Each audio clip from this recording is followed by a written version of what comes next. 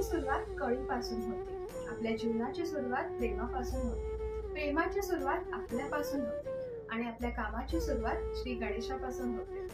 नमस्कार. आज माघी गणेशोत्सव म्हणजेच गणेश जयंती. हिंदू पंचांगानुसार दरवर्षी माघ महिन्यातील शुक्ल पक्षातील चतुर्थीला गणेश जयंती साजरी केली जाते. या गणेश जयंतीलाच माघ विनायक चतुर्थी असे सुद्धा म्हटले जाते. ज्याप्रमाणे भगवान विष्णू आणि देवादिदेव महादेव यांनी जगाच्या कल्याणासाठी आणि दुष्टांचा नाश करण्यासाठी अनेक अवतार घेतले होते, त्याचप्रमाणे आपल्या लाडक्या गणपती बाप्पाने सुद्धा अवतार घेतले होते. याच्या कथा पुराणात आहेत. त्यातील 3 अवतार प्रमुख मानले जातात. या 3ही अवतारांची उत्पत्ती वेगवेगळी आहे आणि 3ही अवतार वेगवेगळ्या तिथीला झाले आहेत.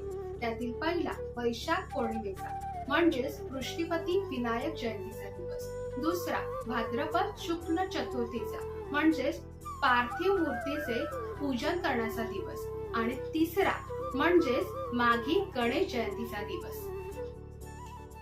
याचा उल्लेख स्कंद पुराणात आहे. नरांतक नावाच्या असुराचा वध करण्यासाठी गणपती बाप्पांनी कश्यप ऋषी आणि माता अदिती यांच्या पोटी जन्म घेतला. या महोत्कट विनायकाच्या रूपात गणपती बाप्पांनी बालपणातच अनेक पराक्रम केले. त्यांनी स्वकर्तृत्वावर अनेक देवदेवतांना संकटमुक्त केले. तसेच ऋषी मुनिजन साधू यांचे सुद्धा रक्षण केले.